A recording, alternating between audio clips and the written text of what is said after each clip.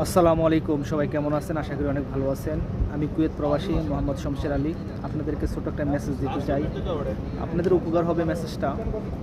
তা হলো, এখন যারা বর্তমানে কুয়েতে আছেন, যারা খাদিম বিষয়ে আছেন, যাদের আকামা নাই, যাদের একটু প্রবলেমে আছেন, তারা একটু সাবধানে চলাফেরা করবেন। কারণ এখন বর্তমানে কুয়েতে রমজানের পর থেকে প্রচুর পরিমাণ চেক।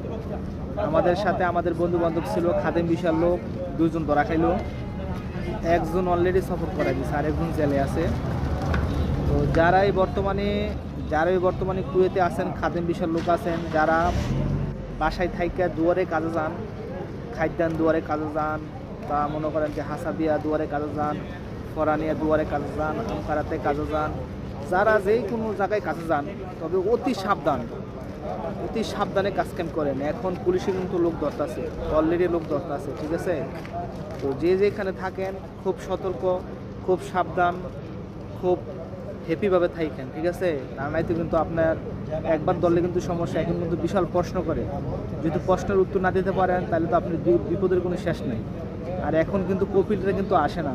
দেখেন আমার কফিল এত ভালো, প্রতি 2 বছর পর পর 700 টাকা দিয়ে আকামা লাগাই আমি। আকামা লাগানোর পরও এখন আমার কি বলে জানেন, কয় তুই হাওয়ার লয়ে অন্যখানে যা। তাইলে এবার বুঝেন, এখন কপিলরা আজনবীদেরকে বিশ্বাস করতে পারে না, এবং কি তারা এখন খাদেম আকামায় লাগতেছে না মানুষ, যতখানি দূর দূর করে।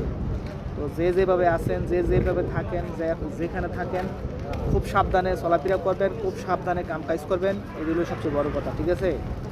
আর কি বলবো, বলার কিছু নাই। তো ভালো থাকবেন সবাই, ধন্যবাদ, আল্লাহ হাফেজ।